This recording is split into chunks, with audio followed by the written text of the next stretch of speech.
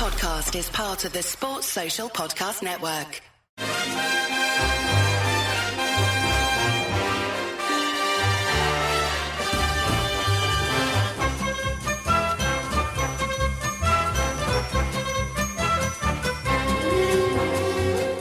Hello everyone and welcome to How Are the Podcast. It's Gav and you join us for another pod, and well, this is basically the starter before the main course, because we actually earlier in the evening recorded a full podcast, and then as we were recording, news drops about Régis Le Bris signing a new contract, so I didn't want to miss that out on today's pod. So we've came back, we've got a little bit to go on the front, and I've got Ant with us to chat all about that. Hello mate.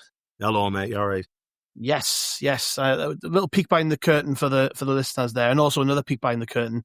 This has took us 3 attempts to get this intro underway. We're not doing it again. I came up with a starter and main course, and Gavin. I pinched your crack, didn't I? Aye, see how bit of crack I've got. Oh well, never mind. It's only me and you know that, though. Well, everyone knows it now. Now. Yeah. So yeah, like I say, we recorded a full pod earlier on, and it was nixed a little bit by this news, and I didn't want to miss out on talking about it because it is such a big story. It's obviously the story of the week so far. We're only on Tuesday. But Régis Le Bris has signed a new long-term contract with Sunderland AFC. He's committed his future at the club until the summer of 2028. He said, "The connection I have with the staff, players and supporters has been natural, and we shared many great moments together. The collective ambition is there to see, and now there is a desire to become stronger." That was then followed up by some quotes from Christian Speakman, who said, "Like every Sunderland supporter, I'm delighted we are announcing this contract extension for Régis. It provides clarity going into the Premier League season, but more importantly, it recognises his contribution and continued commitment to the club. Régis has an unrelenting desire for progression that matches our own, and we look forward to continuing our partnership throughout the upcoming season as we move forward with aligned objectives that reflect our shared ambition." And then Florent Gisolfi, who I think this is the first time we've actually heard from him apart from his own announcement, certainly in statements and stuff. He said, "Régis' new contract is a mark of recognition for the outstanding work he's undertaken since arriving at Sunderland, and more importantly, it reflects our trust in the future we're building together. Our objective is to establish Sunderland as a Premier League club, not just in name, but in identity, performance and ambition. And Régis is an important part of that vision. He shares our desire, and we are ready to face the challenges and opportunities ahead with conviction and purpose." So, a lot of words there. Main thing was everybody's on the same page and we're going forwards. But this was a bit out of the blue, this news. I mean, completely vindicated. Totally get why you would give Régis Le Bris a new contract. I mean, he signed a new deal. He signed a deal in the Championship, so he'll be on Championship terms, Championship money. Obviously, when you move into the Premier League, if your manager's doing well, there are going to be bigger clubs sniffing around, and I'm certain there will be clubs who aren't even thinking about changing their manager yet, who've got one eye on him, because that's what good forward planning is, and that's what forward-thinking football clubs do, is they're always looking at new coaches. And I would like to think we're doing that as well, because you never know. But I guess that sort of reaffirmation of the commitment from the football club to him and him to the football club, it just gives everybody a solid starting point for the season, doesn't it? And like I said, didn't see this coming, but I'm over the moon. I love Régis Le Bris, and I hope this is the start of a very long relationship between him and Sunderland, where we're not talking about recycling through manager. We're not churning through the managers every 18 months, 2 years, every 8 months even. It's been shorter than that in most cases with managers at Sunderland. I'm hoping this is him as Sunderland manager for a very long time, building with the football club and building with the people behind the scenes who clearly are very aligned on where we're going. Yeah, I mean, the one thing that we haven't had in a long, long time is stability. You know what I mean? Behind the scenes, it just hasn't happened. We've gone through so many managers in recent times. Some good, some not so good. And to get, obviously, the year we had last year with Reggie at the helm, and it ended up getting us promoted, was a one that we'll always remember, won't it? We'll always treasure that moment at Wembley and the moment at Coventry at home, and he was, the mastermind behind both of those, and he's done so well. The fact he was a relative unknown when he came here, has very, very quickly settled in and got what the club's all about, which, you know, it's one of them things where we all say you need to get the club. He's got that. He's got himself, you know, well educated in the club and well educated in the area and stuff. So yeah, class for him. I think we needed to do that. I'm glad that we've done it early, Gav, you know what I mean? Because it kind of takes the edge off him now, you know, as if there was anything up in the air about whether he wanted to move or this, that and the other. But the fact now he's probably going to be on Premier League wages, which is great for him, which gives him that, you know, that kind of, you know, it's basically a well-done pat on the back, and well done for getting us so far. There's an extra year, probably a better salary, which he's deserved. So brilliant for that. And it also gives you the two things which I'm looking at thinking, if it doesn't go to plan this season and we are in a relegation battle, which it's still likely, you know, we're still going to be, you know, we're still going to be times where we're going to be struggling this season. The fact that they're not going to jump the gun and kind of think, oh, hang on, we need to change, because I don't think that'll happen. Even if we are down in the bottom three with 6 games to go or whatever, I still think he'll be the man. He'll be the man even if we went to the Championship next year. So, and then as you've mentioned there, it kind of gives us that stability as well, and also that kind of peace of mind that if a team comes in for him, and I agree with you, I think there'll be teams that are looking at him already, then they'll have to pay a pretty penny to get Régis Le Bris to leave. So it's good for him, it's good for us, and I think it's good for the club. So yeah, fair play, well done to him. You know, well done on getting that new contract, and obviously well done to the background staff for getting it done before the season starts. I think it's just that little pick-me-up that we do need, that he signed that one, so fair play at them. Yeah, and I was thinking there, I don't think, I might be wrong, and someone correct us if I am wrong on this. You might be able to correct us if I'm wrong, but I don't think they've given a new contract to a manager they've hired. If you go back, Lee Johnson, Alex Neil, Tony Mowbray, Michael Beale. Definitely never come on. Yeah. And then this is their fifth hire. I don't think any of them are. So that kind of tells you a lot that, you know, they very much see him as the long-term, as, you know, option in the dugout. And I hope that's, I know that every time you hire a manager, you're hiring a manager thinking, this is going to be the guy who gets us to where we want to be. This is the guy who's going to help us meet our targets. But I just think there's something different with Régis Le Bris. He fits this so perfectly. I mean, obviously, you know, it was a big call to bring him to the football club when we did, and a relative unknown in terms of, you know, certainly not many Sunderland fans will have ever heard of him, but somebody who we were told in footballing circles was very well regarded and was sought after. And despite the fact that Lorient got relegated when he was there was a recognition that he'd had his best players sold from underneath him. You know, they're a small football club that maybe don't have that expectation where traditionally they're a League 2 club, they're not a League 1 club. Mm-hmm. So there was that recognition. He wasn't necessarily getting the blame for their relegation and things like that. So when he came to Sunderland, it was a big gamble, but he's proven himself. I mean, I genuinely think that he fits Sunderland perfectly, and he fits the ethos of playing young players, developing players. He's quite happy to do that. On top of that, though, we've recruited players who he's worked with before, so there's trust between the footballing board and him, in that they trust his judgment of footballers, and it's paid off because Enzo Lefebvre played a big part in getting us promoted. Isidore had a fantastic season last season. You know, we're looking at other players. You know, Loriente fell through, of course, but that's one that he'd worked with before and knew about. So, you know, these things are important, that there's synergy there. And the minute that there isn't synergy and there isn't a connection there, then, you know, we'll see, I'm sure, a fallout. But I don't think he doesn't seem like the type of manager who rocks the boat.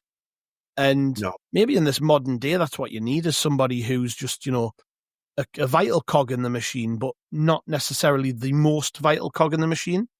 And he very much understands that. You know, a lot of managers have got egos and they think, you've only got to look up the road at Newcastle, their manager who has had success, but thinks his say should be final. And there's obviously uncertainty over the recruitment structure and how they sign players and all these other things. You don't have those questions at Sunderland.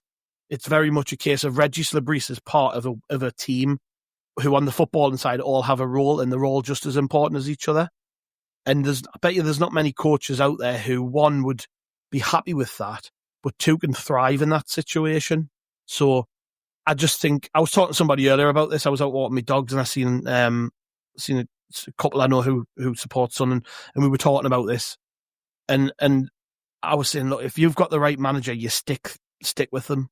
To me, he's the right manager. I don't foresee a situation where I'm doubting Régis Le Bris. I think he's very much wedded into that role, and there's going to be tough times, I'm sure.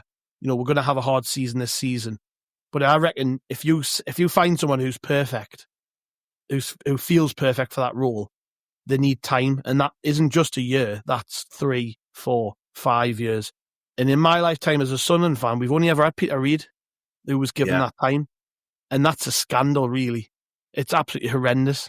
But fingers crossed, you know, that this is it now with Régis Le Bris. He's the man for the future and the present.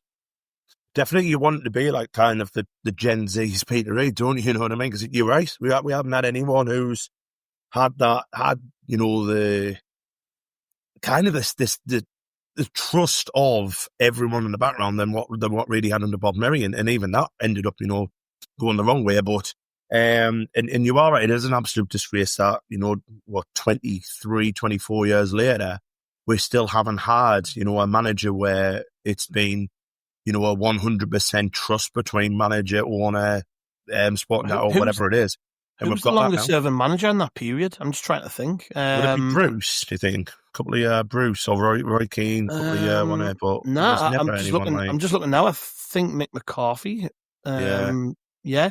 Mick McCarthy had 147 games. So you had Peter Reid 353, Mick McCarthy 147, Roy Keane had 100, Steve Bruce had 98. And then after that, I mean, it's tragic looking at it. We haven't given managers time, but to be honest, the club's been a bit of a mess in that period. Exactly. You know, from the end of the Murray era into the start of the Drummondville / Quinn era. Sorry, we had Keane, of course, and that was stability. But then Shaw came along, and then in a short period, we basically got by hiring and firing managers. That's how we stayed up every year. And then by the time Shaw left, when we were basically relegated to League One, you know, Madrox had the same approach. If things weren't going right, we got rid of managers quickly. And to be honest, under KLD, it took us a while to find our feet, but we hired managers to serve a purpose. And there was that, you know, the one bad hire they've made was Michael Beale. But I just think that because the football and structure off the pitch and the off-field stuff is very much, everything works, right? We've got good people in place.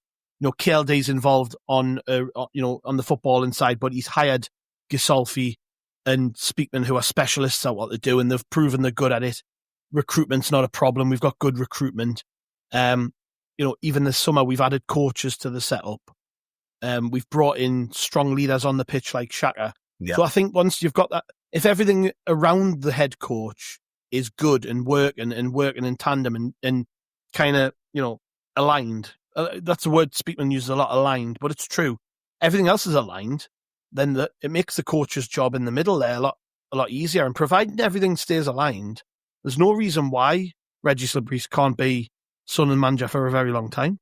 Exactly, and you know, you've mentioned what Gisolfi said, and you know, just looking at what he's saying there now, the first three words there: identity, performance, and ambition. Now, we haven't had an identity for what we've said end of 20 years now, because we've been scattering good managers left, right, and centre. You know what I mean? The fact that now we've got one that they believe in and has already delivered the goods, that give us that identity of what we want to be, as in developing young players playing an exciting, attractive football, developing, you know, the likes of Chris Rigg, this, that, and the other to sell it at a price, because it will happen. You know, that's going to give us that, you know, that identity as a club. But to have that, you do need somebody who is going to be bought into everything what you want to be doing behind the scenes. And that's what Régis is, as you said before. He is the perfect fit for what we're trying to do as a club. And obviously that then breeds the performance of, you know, of what happened last year. You know, us playing good football, everything like that. And then obviously our ambition is to stay up, to be one of the top clubs in the country. You know, it's not beyond the realms of possibility that we can do that. We've got, we've got the structure, we've now got the money, we've now got, a very good owner who is spending a lot of money. If we can say survive this year, I think the sky's the limit for this club. And I'm not being, biased, not because it's my football club. I just genuinely believe that in 10 years time, you're looking at us being an established Premier League club, hopefully pushing for Europe. It can be done. We've seen what Brighton and Bournemouth have been doing. You know what I mean? Look at Brentford back, a few years ago. They were close, weren't they? So it can happen. The mould needs broken, Gav. The mould of buying lots of footballers for lots of money will eventually run out because you cannot sustain it. The fact that we're doing it and sustaining it can only breed good things. So yeah, I think it's one of them ones where you just can't help but getting excited about it again. You know what I mean? Yeah. Well, long live Régis. This is great news, and yeah, just glad that we got to jump on and talk about it, because it would have been a shame to put a pod out this morning and not have a little bit about Régis Le Bris. So thanks, Ant. Cheers, mate. Thank you. Yes, and here you go, listeners. Here's part 2 after the break. Hello, Andrew. How are you doing, mate? I'm good, thanks. Yourself, Garth? Yes, I'm very good, mate. I'm very good. And also with us is Bomber. Hello, mate. Hello. Yeah, feels like I've not been on probably for the last 2 days, so it's an extended break for me. Oh, you've had a right lie in you, haven't you? You've been missing for ages. We've we've not done an actual up-to-date pod for a few days, so not a lot has happened in terms of transfers. I think safe to say we're kind of waiting for Mark Guiu to be confirmed. In terms of outgoings, I've got a couple of little things to talk about, but the squad shape up is kind of there now, and I think we're just missing a few key elements, aren't we? Bomber with defenders and maybe a centre forward being confirmed. But otherwise, when we watch that game on Saturday, I think this, you can kind of see where the squad's sort of shaping up now, can't you? I mean, the midfield looks sorted. We've got our goalkeeper now, which is nice, and he was talking after the game on Saturday about how he's only had one training session and still getting used to people's names and things like that. But it's for me, anyways, being there in person at the game on Saturday, it was nice to just see this new look Sunderland team, taking shape. And yeah, we didn't win, but when you see Granit Xhaka in a Sunderland shirt and you see the other elements around it, it's almost as though we've kind of, last season was fantastic and that team did so brilliantly for us. But it's almost as though the club has went, right, okay, this is a new chapter. We can't just get by on what we had. It almost feels like a new team. It doesn't have the same feel about it. I don't know what you think, but like even, Joe Bellingham's not there. Tom Watson's not there. We signed all these new players. Some of the key components of that promotion-winning team in terms of Dan Neil, Patrick Roberts, Dennis Sirk, and even Luke O'Nien because he's injured. Pato. It does, doesn't it? It almost feels like this is a brand new team that we're looking at. It does, yeah. I think you summed it up quite well there. It does very much feel like a brand new chapter. Like, the higher ups have gone, right, the first part of that, our mission to get back into the Premier League is done. That book's closed. Like we start writing a new book of Sunderland at Premier League level. And it leaves, I don't know about you, but it leaves a bit of a bitter sweet taste in my mouth, because we've, over the last 2-3 seasons, even going into the promotion season in League One, we've come to love a lot of these players. Yeah, they frustrated us at times, and we've had grievances with certain performances and this, that, and the other. But these players, the Luke O'Niens, the Pattersons, the Dan Neils, these are the players that we've become used to being part of Sunderland and used to seeing, and now all of a sudden it is you say it's like a completely different team. It pretty much is a completely different team. You take Lafay, who's obviously only been here a season, and you take Maenda and Dan Ballard and Trey Hume. Everybody else is pretty much new. Yeah. So it is a pretty much new team, and it's like it's like having a brand new girlfriend. You got to learn all these like new traits and new personality and everything else. It's that excitement as you kind of get used to it and get to know them a little bit better, and fall in love with a whole new set of players. But yeah, it had to be done. That's the one thing I would say. I think it had to be done. So many teams have come up and gone down the sentiment route and gone, you know what, these these players have got us there. They deserve a chance. And yeah, they do. But realistically, sticking with what we had for 38 games of a Premier League season is going to see us relegated. The difference in quality is just there. And you can see that already in the players that we brought in. There's a golfing class.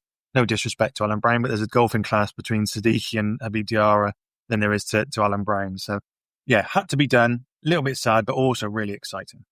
Is that unnerving at all for you, Andrew? That, like I've talked a lot about momentum and carrying on what happened last season, but when there's so much change, it's almost impossible to expect that to carry. It like the group who got us promoted, they've almost been kind of, I'm not saying shoved aside a little bit, but we've brought in this raft of new talent, and it's like we have to integrate them as quickly as possible. But when I was watching the game at the weekend, I'm thinking like the goalkeeper doesn't know the names of the players in front of him. Shaka's only just met half the squad. We've got more players to come in. We've got loads of lads injured. It is a big difference, isn't it? And like, I don't know, the fluidity won't be there straight away, but it does almost feel necessary to do all of this as well. Yeah, I think that's the, excuse me, I think that's the fact. It needs to happen. We might not necessarily like it. As Bomber says, you become attached to these players and you have nice memories and you think well of them. But would Sharp forget those fond memories if they were playing every week and getting battered 3 or 4-0? It might even be for 1 or 2 of them, if they are to move on, it might actually help maintain their reputation as a crowd favourite, because they've done their job, they've got us promoted, and then that's the end of their time at the club. But yes, it does need to be done, but I'm a tad, sad about it. These are some nice lads, popular lads, have done well for us, but we've said this a few times. You can't go into the Premier League hoping to get by on sentiment. The club have got to be hard-nosed. They've got to bring players in. And yeah, it might take them a couple of weeks to build up those relationships, but in the long run, if they're thought to be of a higher quality, that is how the club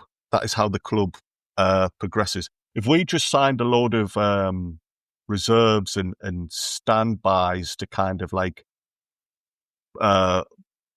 plump out the squad and didn't actually improve our starting 11, we'd be coming straight back down. No doubt in my mind about that.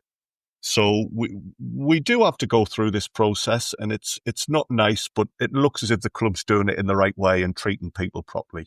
Yeah, and I'm wondering about certain positions on the pitch. I mentioned before, central defence is clearly a problem when you're playing Harrison Jones left back, and this is something we were talking about in the reaction pod that I did with Johnny and Connor and Niall. Harrison Jones playing left back 90 minutes, and you're basically your second. I know we've got 2 friendlies this week, but basically your second last friendly game, because that's going to be a split squad situation at the end of the week. Playing Harrison Jones there is not ideal. Playing Ronaldo at centre half is not ideal. So we've got. I think this week, when we're talking about the week ahead, we've got to start seeing some movement. I think in terms of defenders, the midfield were totally sorted. Like, I'm so happy with the midfield; it's unbelievable. And obviously there's going to be movement out of the door at some point as well. But with all this change, with all this movement, I'm a little bit disappointed we haven't got that central defender in yet, Bomber. I am. And I know that there's no need to panic. I'm certainly not panicking. I just think, that'll be the case for the manager as well. He'll be sat there.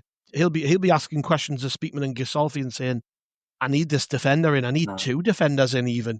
We can't get by with what we've got. We can't play against West Ham with a left back at centre half. That points to poor planning and management. So we need to hopefully get this lad in, whichever central defender we're looking at. We need to get at least one of them in before these 2 games at the weekend, so that they at least get 1 week and get that first experience of playing with their new teammates, I think. Yeah. I don't know about you, but it almost does feel like we've left ourselves a little bit short. I would have preferred to have somebody in a little bit earlier in this, to be honest. Yeah, but I mean, enough has happened. I've seen enough this summer already to be satisfied that we've been probably trying to get 2-3 centre halves for the last 6 weeks, and for whatever reason it's not come off, or we've prioritised, bringing in Diarra or Siddiqui or Granit Xhaka. There's a lot of time and resource that would have gone into bringing in Granit Xhaka, and if that means that it's delayed us bringing in a centre back or two for a week or two, I don't think for 1 minute that they've gone last week into a meeting and gone, oh, do you know what? Shit, we need a couple of centre halves here. I don't think that for 1 minute. It's probably not been as big a priority because of the need for that extra quality in midfield, and it's only really become apparent now because Jensen Seelt wasn't available, because he was playing well, and we thought, you know what, it's not ideal to go into a West Ham opener with Ballard and Seelt, but we could probably get by. And now all of a sudden, just because of that, it's a catastrophe, and I'm sure for the last couple of days it's been number one priority as a centre half. So I'm like you, I wouldn't be surprised to see someone come in this week, and it's probably a name that we've probably not been linked with and not heard of, and then all of a sudden they're at the academy having their medical, and that's the same way in which the goalkeeper arrived. Yeah. But I'd fully expect to see one. Wouldn't necessarily expect to see two, because I think they'll prioritise it until they get one in, and then it'll kind of tick along. And before the end of the transfer window, I'm pretty certain that we'll have two. Yeah. But we definitely need one, at least one, before the West Ham game, and preferably before that last friendly, because otherwise they can't be making their first start for the club in a season opener for the first time in the Premier League back for 7 years. We've been linked again, Andrew, this last few days with Naif Agued from West Ham, who is somebody we were linked with a few weeks ago, and then that kind of just went quiet. And the outlet which are reporting this, Le Foscien, I think I've got that right, or Le Foscien, they are saying Sunderland is targeting Naif Agued to strengthen its defence. The English club, already very active in the market, sees the Moroccan international as a potential pillar. Now, don't know how legitimate that source is, but this whole thing of central defence, it's not going away, is it? And, as I've said a few times there, I think Régis Le Bris is going to be keen to get that one done this week, next few days at least. Get a centre-half in who can come straight into the team and hit the ground running, really. That's what we need. And then I think that would then give them breathing space. And then, because we probably do need two, so it would give us a little bit of breathing space. And then give them a bit more time as we head towards the end of August to maybe find somebody else who can also add to the ranks and give us something a little bit different in defence. Yeah, I agree that we probably need two, maybe three even. And I agree what you're saying, gents, about how this week we're really hoping to see some positive, concrete moves. There's been a lot of names linked, and there's apparently been lots of talks with different players, but we now need to see those being brought forward. I love, Gav, by the way, how you look at me for help with these pronunciations. You just looking at me like, hopefully thinking I'm going to help you. I'm in the same spot as you are, struggle with some of these. One thing that I'm perhaps a little bit cautious about is, yes, I want these deals to happen, but I don't want us to rush into something for the sake of 2 or 3 more games and then end up with somebody who's not as suitable as somebody else. So that's a bit of a tricky one for me, because, I would rather things were done soon. I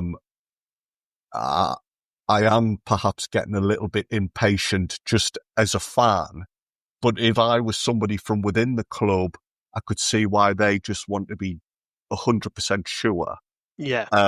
One thing I think, though, that does stand in our favour is pretty much all of these players we're being linked with, they've not been bombed out by their clubs. Their clubs still see them as part of their first team plans going forward if they don't move to us. So they're at least training. Some of the names we're linked with, you see that they've played at the weekend in a pre-season game or what have you. So at least when they do arrive in Sunderland, they're not going to be playing catch-up in terms of fitness. Yeah. that's the case with Xhaka, isn't it? You know, Yeah. Xhaka had been playing. I think the goalkeeper as well had been playing. So yeah, you're right. Yeah, I think as long as they're not coming in like starting from scratch. Yeah. Basically had to do that a bit with Ronaldo to a degree, even though he was one of the first to sign. He played in the Club World Cup, so his first pre-season minutes were just at the weekend there. But you're right. I think as long as they've been training and playing, it's not a huge deal, is it? Yeah. We're not, buying players who've been without a club and haven't had a pre-season or whatever. You're right. They'll be coming here with that side of things taken care of, and it will just be about building up those relationships with their new teammates. Yeah. Strikers is the other key position, isn't it, Bomber? I mean, as we chat, Mark Guiu, that hasn't been confirmed yet, and Keith Downey had reported that his flight was postponed on Sunday. So read into that what you will. Maybe it was just legitimately postponed, and they were bringing him in on Monday to do whatever is needed to be done to get that deal over the line. There have been rumours that the Real Madrid striker, whose name escapes us, that we've been linked to, had been rumours Real Madrid want to loan him out, and I don't know if I'm putting two and two together there and thinking, maybe we've maybe a different options came up and we've just decided to hold off on sorting out Guiu. I don't know. But again, a bit like centre half, getting in another forward, I think, before West Ham is pretty important. I love Mayenda. I think Mayenda's going to get loads of chances in the Premier League. But Isidore's been injured. Abdullahi, we can't rely on him for fitness. And I think Régis Le Bris after the game actually said that Abdullahi is likely to go out on loan this season. So, right. So we do need forwards as well. We're not desperate. We're not as desperate as we are with centre halves and stuff. But we still do need that striker, don't we, to complement the squad. And if it's going to be Guiu, then great. I mean, another story which kind of broke on Monday was that apparently we've been offered Alexander Mitrovic, which I can't see that happening, but I wouldn't mind him. Bit of a tough nut up front. We talk about physicality in the Premier League. There's someone who could cope with it. Scored goals pretty much everywhere he's been, but he did play for the Mags. Yeah. I think it would be nice just to annoy Newcastle to sign him. But interesting link anyways, like somebody who, the profile of Alexander Mitrovic would suit Sunderland, wouldn't he? But I'm not getting bogged down to it. We're going to be linked with millions of players, and we have. He's probably just one of hundreds of strikers we've been linked with this month. But that physical, forward-thinking striker is probably what we need to complement what we've already got. I don't know if you'd agree with that. Yeah, I think it is. And I think, let's not forget that actually we found during the whole pre-season, I know results don't necessarily matter, etc., but you still can't get away from the fact that we've not scored that many goals in pre-season. We've created chances, We've created chances, yeah. Which is I think why the fact that we haven't scored hasn't been more of a headline. Because like I said, Mayenda's not our main at the moment. Mayenda's our striker. He's our main striker. He's not scored a goal in pre-season. And like you said, Isidore is struggling with injury, so he's certainly not going to be up to speed. Even if he's available to play some part in the West Ham game, he's certainly not going to be match fit or up to speed. He's going to be behind pre-season. And they're both improving in the Premier League. And I guess Guiu and it's Garcia? Is it Gonzalo Garcia? Yes, that's the name. The Real Madrid guy. I just said that guy from Real Madrid. Yeah.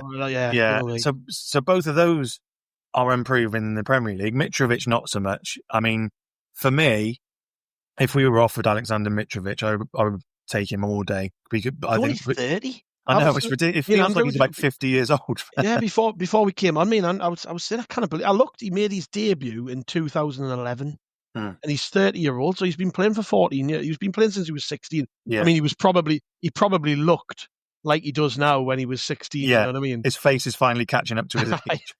I have that problem.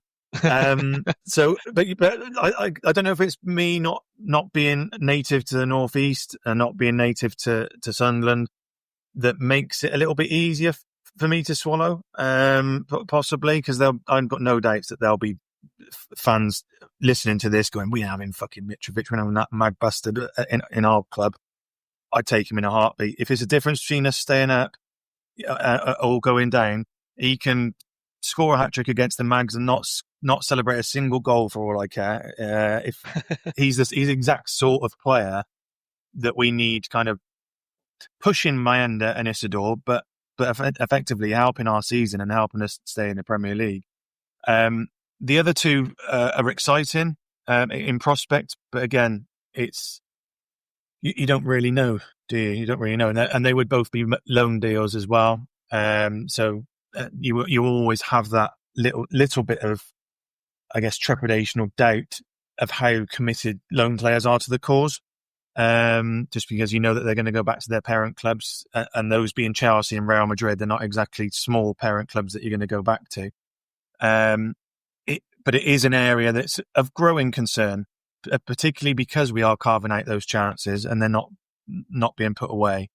But again, I've got the confidence that we'll get it sorted. We'll get someone through the door who excites us and actually make a contribution. I don't think for 1 minute we'll be going down the rummaging around in the free agent bin, looking at who's out of contract and we can bring in to support. Yeah, I'm just hoping that we, when you think, I was thinking back to what Le Bris said when we signed Xhaka, and I'm just hoping that we've actually got a series of players lined up now who are of that ilk, and I don't want to get too bogged down on this Mitrovic thing because it could just be a load of shit, but that's the type of player we need. Like in several positions, actually, we need somebody who, 29, 30-year-old, loads of Premier League experience. So there's no worries about someone like that coming in and just being able to hit the ground running in the Premier League because he's not over the hill. He's a decent age. We probably need one of them at centre half, one of them up front, and probably one on the wing as well. We probably do need maybe one or two who are just Premier League experienced, because I think the core of when we talked before about the team being fairly new, the core of that group are kids who've never played in the Prem, and then you see that difference when Xhaka's on the pitch in a Sunderland shirt. You need a few of them, don't you? Yeah, there was an interesting piece of commentary in the who did we play previously? Not Betis. Who was the one before that? Yeah. Oh God. Hull in the whole game. Yeah. There we go. And there was an interesting piece of commentary that said that there were, in the whole Sunderland team that started in 11, there was 60 Premier League appearances, and every single one of them was Simon Adingra. Yeah. So that kind of tells you all that you need to know about the what we're lacking in our squad and in our starting lineup. Yeah. Just quickly to you, Andrew, on the striker thing. I know we're going to sign strikers, but we were just talking obviously about Mitrovic being a potential option if the rumours are to be believed. It's quite possible we're not even asked. The story was that he's been offered to us in Leeds. Didn't say Sunderland were interested, but it's a talking point because you can understand why we'd be interested maybe in somebody like that of a decent. Where do you stand with strikers? Because I know Guiu, if he comes in, no experience there really, is there? Other than playing in Europe for Chelsea, we probably do need that smattering of one or two, don't we? Yeah, we could do with that. I think people will see the name Mitrovic, and like Bomber suggested, there'll be a couple of people thinking, he's an ex-Mag, we don't want a Mag reject at Sunderland. I think it's important to remember that it sounds as if he's been offered to us rather than we've gone approaching him. Now, you could be ultra positive and say that's a good thing in that players are saying to their agents, hey, I wouldn't mind a bit of what's happening at Sunderland. Could you put the feelers out? You could look at it like that. Whether that particular story or not is true, time will tell. But yeah, we could do with a little bit of top flight know-how. Just to be a bit crafty with defenders. I think when you've got young strikers, sometimes, not necessarily the ones at Sunderland, but sometimes you can be a bit more naive than somebody who's been around the block. In terms of strikers, though, it is absolutely mad, Gav, that we're sitting here discussing a player from Real Madrid who's played in the Club World Cup, who, from all I can tell, is like going to be a star of the future. And we're mulling over thinking, he might come to Sunderland. Gav, if you'd said a few weeks ago to me, there's a link with a Real Madrid player, you would have thought no chance on earth. But there is that possibility now. You could name any type of player at the moment and say, "Oh, Sunderland are interested," and you think, "Yeah, that's believable." And there's a chance we might actually be able to convince them to come here. So that's been smashed with signing Xhaka, hasn't it? Because I never would have dreamt of signing the player of that quality this summer. Yeah. And when you actually get that one over the line, it goes back to what I said before. When Le Bris said that the Xhaka deal should help us with furthering other deals that we're trying to get done, it's true. Because if Sunderland can attract a player of that ability, and you can get Granit Xhaka in at Sunderland, you stand a chance of signing almost, I'm not saying any player, but of that calibre. Why not? Yeah, and that just means when the club are searching for players and looking at possibilities, they now don't have to automatically rule somebody out and think, nah, we ain't got a cat and hell's chance. We can look at these options and think, yeah, let's go for it. They might fancy it here. So if it's Mitrovic who comes in, yeah, I'll give him a chance. If it's somebody else, great. It's just nice to know that whatever deals we are doing, it's because it suits us and not because we are desperately asking people for a favour and begging people to come here.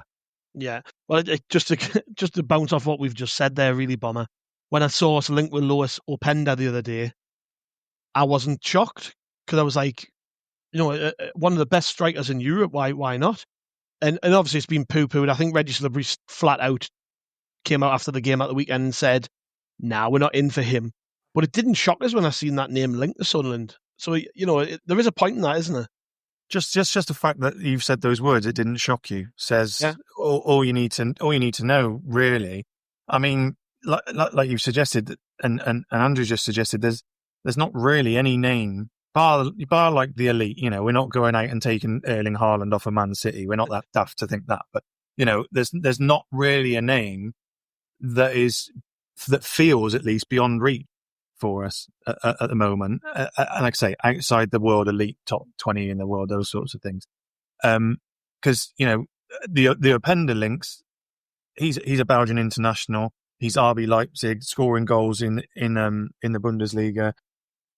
He's up in the upper echelons of strikers who are, a dying breed, really.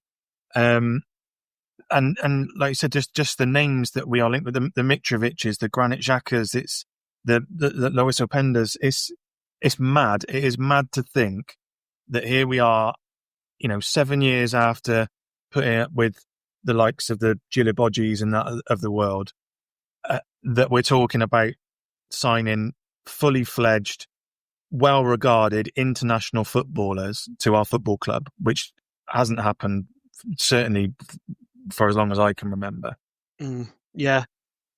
But Bobby, you spoke earlier about it. It's almost like when you get a new girlfriend and you're learning about like their personality traits and all of this. And I thought when you were saying about that, is that how you let girls down gently? Oh, love, it's not you. It's just I'm Premier League now, so I need to. But it's now. If you want to carry that on, it's now you're looking on the dance floor in a club, and that person in the middle of the dance floor who everybody fancies and who everybody thinks, oh, I wouldn't mind going out with them.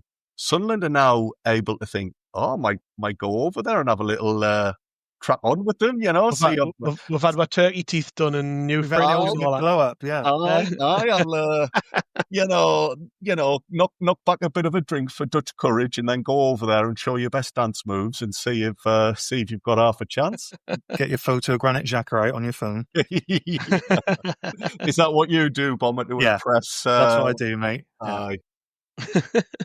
In terms of outgoings, I mean, there's not been much, has there, over the summer, and I kind of expect that because we're trying to put all of our resources into signing new players. That almost the outgoings has been put on the back burner as far as the club are concerned. Anyways, there have been some, but not many. And I know that with Nektar Triantis, he seems to be one that's pretty topical because there are a handful of clubs who seem to fancy him, and you can see why. He had a really good couple of loans with Hibs. Hibs obviously would take him in a heartbeat, but he's been linked with Derby County in the Championship, and their manager was flat out asked about Nectar Triantis by the press, and he this is what he had to say about it. He said, "This is John Eustace." He said, "That's not a name I have been speaking about with the club. I think his agent might be putting it out there possibly. I know the boy, he's a good young lad. He's 21, 22, and he's had a good loan with Hibs last year. He's a good player, but he's not somebody at the moment we are looking at." But there was a line in that, very interesting. I think it's just his agent putting it out there. If that's the case, Triantis has probably been sat in limbo maybe for a little bit there, Andrew, because he wants to play regularly. You wouldn't blame him. There were links to the MLS, but if his agent's sort of hawking his name about that, maybe tells us there's not as many offers as we maybe suspected for Triantis, and maybe he's just trying to drum up a bit of interest, more getting his name out there. I don't know what your reading of that is. Yeah, I think that would make a lot of sense if there was a long line of clubs banging down the door. The agent wouldn't need to be putting his name out there and potentially upsetting other managers. I don't think managers like when they're linked with players out of the blue. They don't like being asked those types of questions. Triantis probably does feel as if he needs something to happen soon, because his stock is high at the moment. He did do very well last year. But football can move on very quickly. And all it takes is you to have a couple of months where you're not playing and you get forgotten about. Or people think, oh, there's someone up there. Why is he not playing anymore? Oh, we'll look elsewhere. There must be something amiss. So he'll be keen to get his future decided. And it is difficult because, as you say, from Sunderland's point of view, they're perhaps leaving the departures until later because they want to sort out the first team squad. So it must be hard for some of these lads. They want to sort themselves out, but things are up in the air, and they're perhaps not able to get the answers they want just yet. Yeah. What do you think with Triantis, Bomber? Because he played at centre half in the start. I know he's missed the last few, but he's played at centre half in some of the games. Obviously, long term, the club have apparently said the same as a number 8 playing in midfield. But if we don't know. Let's say he's fit enough to play in some of these games before the pre-season ends. We haven't got any centre halves. Like, is there a realistic prospect here that if Seals maybe took a knock, we don't know. If we don't get a centre half, that he could be starting the season with Nectar Triantis at centre half. The more I think about it, he has played there. Well, that's where we brought him in. Yeah, wasn't it? And he kind of assumes that position of the 09 role in the defence, where somebody can play out from the back a bit and are a bit more cultured on the ball, let's say, than perhaps Ballard is. Mm. I mean, is that a realistic opportunity that just through pure lack of options that you could be seeing Nectar Triantis play in the Premier League, even just that West Ham game? I mean, it's perfectly reasonable, because I think all the other things being equal, and assuming there's no changes in any of our other players' availability, nobody is going to want to go into the West Ham game, like you said, with Harrison Jones at left back and Ronaldo at centre half. So if the difference is you play Ballard and Triantis and then move Ronaldo out to the left and have Hume on the other side, at least it's balanced. All right, we might be going in with Triantis, who we don't think or we don't see as a centre half, but like you said, he's played centre half. We was brought in to the club as a centre half originally, and if it's the difference between having him there and Ronaldo out left, or having Harrison Jones at left back and Ronaldo in the centre, I know which one I'm choosing all day.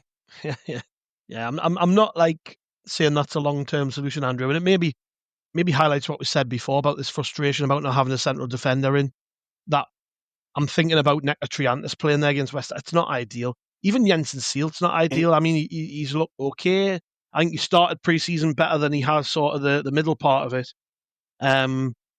But ideally, we all want a defender in, but we may actually be in a position where one of these players has to start at centre half against West Ham. Yeah, and if that's the case, at least you know that Le Bris will have organised the team properly and told them their job, and their as a group would have to support whoever that was, not get on their backs if they were a bit iffy. I remember it was a couple of seasons ago now. I remember we had a game where just everybody was unavailable, and Sealt and Triantis had to play together in the middle of defence at the stadium. And I think we ended up winning 3-1, and Triantis scored, or I think it got given as an own goal. Yes. It might have hit the keeper on the way in or something, but yeah, it was his goal for all intents and purposes. So basically what I'm saying is play him and he'll score and he'll win us the game, and it's no problem, Gav. Just move on. No dramas at all. Yeah, well, we'll see. I like to say, my preference, and I'm sure everyone's preference would be bringing a defender, but we'll see how the week goes on. I think, given how much we've talked about it, it's very clear we need defenders and maybe a striker in as a priority. There's every chance, Gav, that within the next hour something's happened. Yeah. The way the club do things, as we're speaking now, there doesn't seem to be anything imminent. But easy for you to say. Yeah. And that wasn't even a foreign football team or anything like that. That was just my own language I'm struggling with. What was I saying now? I've totally thrown you off, mate. But for all we know, it could be about to happen, and by the time we're finished recording this, it's all been dealt with anyway. So I don't think we need to panic just yet. I think that's the key thing, isn't it? Is it apart from Granit Xhaka, there hasn't really been a single transfer that we've got wind of, and it's dragged on and on and on, and then it's finally happened, and we're all like, oh, phew, thank God for that. It's kind of been like within 24 hours, we've heard of it, we've seen them strongly linked, and then they're signed, or as good as signed. We've had the here we go from Fabrizio.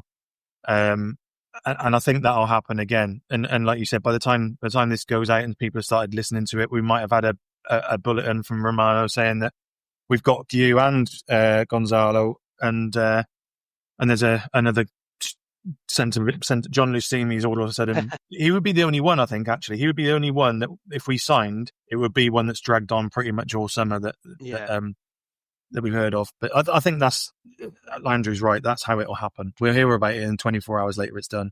Yeah, slight change of pace then, because I think it's worth mentioning, since it was brought up on the last news pod we did, but it has been confirmed that Pedro Ribeiro has left the club. So that was a rumour as of recording when me and Johnny spoke last week, and then the club did confirm that he's leaving the club. And it was a very short and sweet statement. I mean, he wasn't here for particularly long, but he was part of a promotion-winning Sunderland team, and certainly played his part. I mean, when you watch that Ballard goal back against Coventry, it's him trying to chuck Régis Le Bris all over the touchline in amongst all the scenes.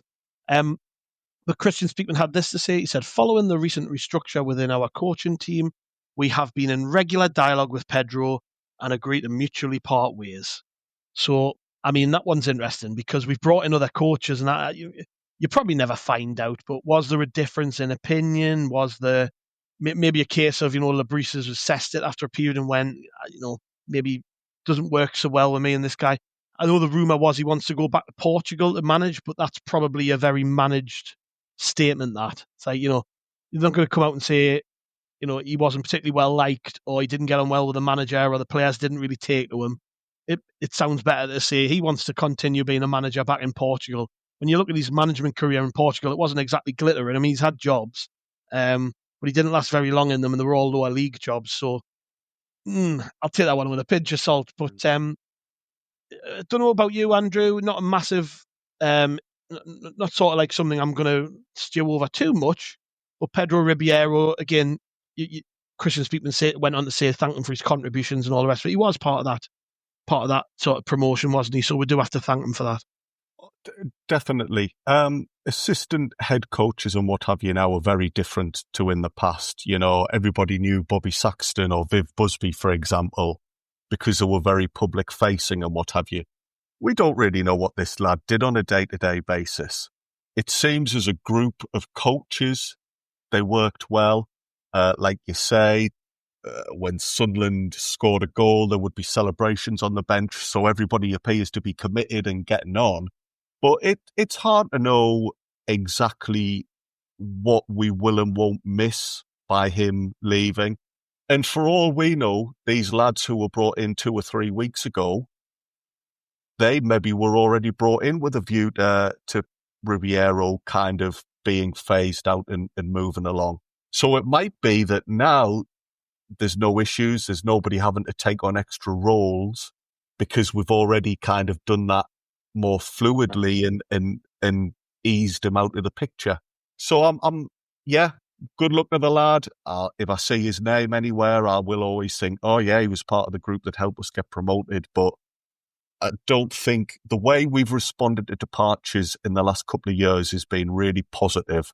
And I don't think at this point in time we need to worry too much that we're losing a member of staff. Yeah, I would agree.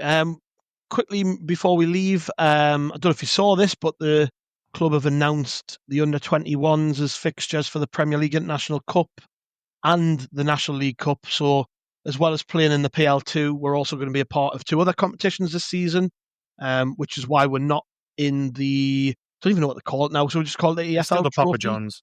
Yeah, well, They'll whatever always be it the is. Papa John's to me. Yeah, we're not in that one anyways, so that's good news. But we are in the Premier League International Cup, and we've been drawn in a group with Athletic Club from Spain, Borussia Dortmund, Anderlecht, and Sporting Lisbon. And all of those games will be played in Sunderland. So they won't be played, or certainly in the northeast, wherever we are. Everton's Durham, isn't it? So I can't really say something with that, or is it? It's with. I'm going to sound very boring here. It's within the boundaries of the city of Sunderland. So great. Well, you're fine. You're fine. I'm fine. I've got that one. I've got that one right then. But yeah, Athletic Club, Borussia Dortmund, Anderlecht, and Sporting Lisbon. The times and the dates and everything haven't been confirmed yet, but we know that's who we're playing. And then the National League Cup, which actually kicks off on Tuesday. So tonight, as people are listening to this, with a game away at Scunthorpe United.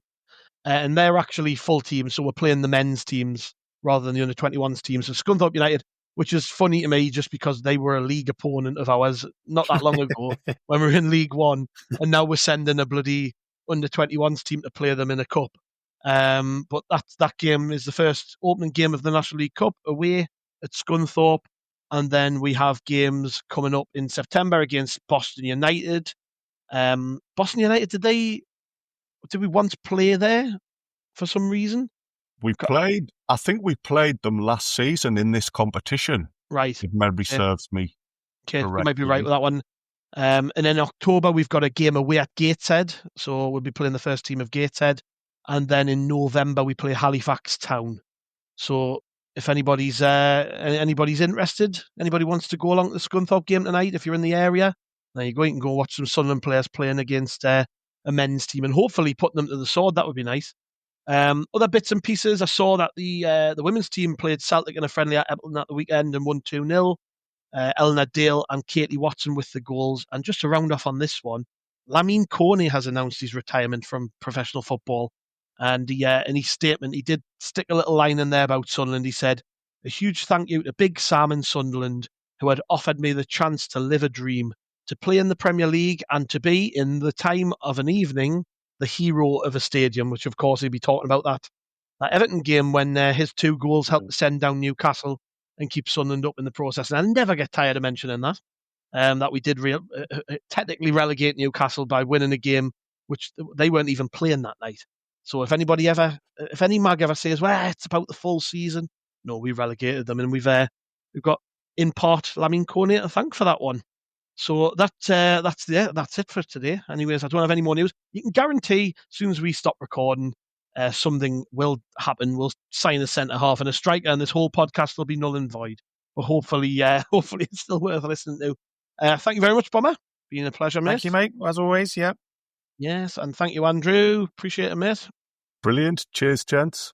Yeah, thanks to the listeners. We've got lots to catch up on. If you haven't heard this week, the Drafted in Me as a sub because Andrew dead to be busy and Kelvin was away. So I actually got involved in that one, and it was good crack. First time I've been on an On This Week pod, just delving into the history archives and looking at things that happened on this week in the history of Sunderland AFC. So if you haven't heard that one, it's a good epic. Like, it's a 2.5 hour one. When I always say, how do you manage to talk for 2.5 hours? Well, I've actually discovered that by being a part of one. And there was the reaction pod to the game. I met up with Johnny and Connor and Niall Bromley, who've not been on a Rotor Report podcast for quite a while, but we met up for them in the pub for Chinwag at full time. So if you haven't heard that, make sure you catch it. Loads coming up this week. As always, we'll be back with a pod every single day on How We Are the Podcast. We'll see you later.